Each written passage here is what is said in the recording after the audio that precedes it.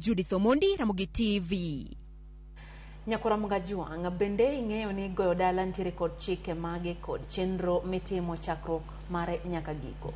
Una kaka jafumbo marwa Walter Nyambaga lero, jodongo bende nyaka bedie kendo chiw lai kod siemo kama rangach chomo. Jomoko gwelo jo kanisa mondo mi onyon-negi kama gigede, to moko to chimore tir kod kido kod timbe mag dhoudi. E gweng' ma Uyoha e sub-location ma Nyabera, mayudore West Uyoma e kaunti ma Siaya. Jodak ma kadunyre kod tich kendo kunyo dhi nyime igoyo dala. Maingo ji 20 nie dalani, jodongo, mine kod rowere ka ng'ato omako korka kore. Funde kunyo ot, kendo funde chungo yien. Ka funde osechungo yien, wan wakonye goyo fito. To kosegoyo fito, wamuono. Joma mine tedo, joma sombo pi sombo, joma nie kendo nie kendo. Mondo wayud picha mar gima dhi nyime kama long'o, wapenjo jaduong' memba danga, masani ni kod igni 74, mapimona gik madwarore sama igoyo dala, e kaka mar Ilda Otieno. Kane kijana ne dhigo dala, wuone nyaka telne dala. Nitie kaka ninyono dala. Kanye mane ibire ge gweno, kanye mane ibire ge okumba, kanye mane iume gweno. Tok ne ng'isi kama ne dhigo dala ka dhigo dala ka. Ni jaduong' to nong'e kama dhigo dala. To in ng'ama nyathi ma dhigo dala ok ne ng'isi, in idhi mana siem ni go dala ka.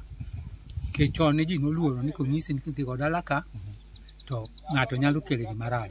Le ni ting'e ni ka wasigo biro otieno, to inyalo protect mach nyaka ne moki mond kanyo gik maricho machalo thuol mondo timang'o wae. Jodongo moko mabudho kod odunga e bath chiel bende nenore ka chiwo wach kama rangach owinjore ong'e, kendo giwacho ni ka ot ok orumo to wuon dala nyaka nind mane dalano, nimar piende kod godhro mag nindo osewuok e rangach mar wuon mare. Wach mamiyo mach mar duol ang' ne moki mar riembo le manyalo tucho. Kano se nyoni dala, kanyi mang' ni goye dala, te mang' ni nindie, kata nilu manilu no kulko. Ut moni luoro ni mathin emidonje gi jaot. To gi wuodi maduong' nyaka ubiga emane ting'o ni ang'o, emane ting'o ni le. Sama magi dhi nyime, to mine muono kamoko bende dhi nyime kod tedo. Mine mane muono. To gin giko sigala sama gimuono ot. Ae nyako moko dalano en mokwongo ka ulo to ketang'o e ot. Ae nyieke ne goye gang'o ilo. Wapenjo nyieke ne tijegi e kinde goyo dala. Watedo nyoyo, watedo chai, watedo nyuka, watedo alot, watedo gweno. Lunch ne watedo kuon, watedo ring'o, watedo gweno, watedo mena kaka wae tie nam, watedo fulu, busa, wamiyo joma madho busa. Mit goyo dala en poda, jodongo nyaka mi lemo moro mondo ng'ulne godo law e dala, olaw mar gweth e dala.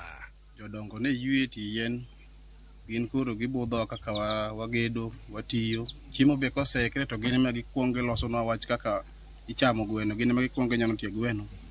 Bas wan bang'e kore ka walosre bang'e. Dayo ok ne cham gweno. Gweno ni chame gi jodongo. In kaka wuoyi matin, in mane ting'o gweno ni, titero ang'o ne jodongo to timang'o chamo. Ging'udhi lawe dala. Ere ting' ma jadolo ne godo ka? Wane man wagedo ka, gijo kanisa ma Anglican. Bende en adier ni dichuo ok nyal goyo dala ka onge dhako, to ka dhako onge kod chuore to itimo nang'o? Awinjo kane dhigo dala ok ne tere gi ng'ato nono. Jodala mane bedo piny to wacho ni ng'ane in mikawo yuori. To yuore no sesiemne dichuo makawe ok odagi. Nyithindo minyuolo duto kanyo gi yuori ni mago nyithi ng'ama nothocha. Ko yuori ni ma biro dwaro yo moro madodwaro ni nyako moko kata nyamin mondo kendi miluongo ma chiegi. Kik macha to kichiegi nyithindo minyuolo duto chuo nyithi owadu. Kod ogedi kod okogedi morumo gima duni nyaka nind kama noterie no. Nyaka ninde. To bende chik ne tek ni nyaka riti minindi manene to iloke dhako. Kich inyalo wuoni ni loke dhako, inyalo wuoni ni loke dhako to kiloke, tinego nyithindo. Koro chuno nyaka ni loke dhako. Chik duma cho. Ikono wani mabati orem, kendo simbe gore ka kod kacha, kidwaro kony mapiyo.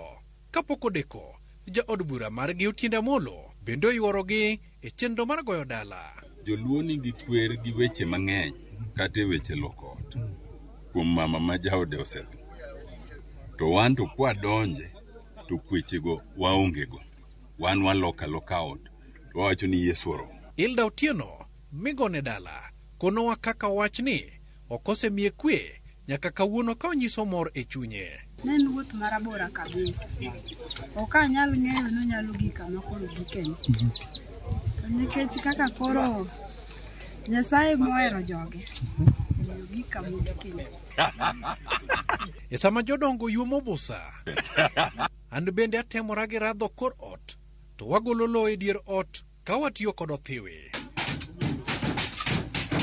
Hilda to kod kayweche wacho ni goyo dala kao thuolo mondo ket gik moko duto piny. Nyaka bende rwak jogweng' nimar ka ok igwelogi to pek tich nyalo nyori. Tich ni kare kendo bund ich bende dhi maber. Piny lil ka tich modong' en luoko gige tedo. Pi modho mane ni agulu bende wasechido pep, ka kendo bende odong' mana gi chuk mag mach. Guogi chamo dho welo ka wang'ano sike wa kendo wake wahayo. Walter Nyambaga, Ramogi TV, e gweng' ma Uhoya, Nyabera, e kaunti ma Siaya.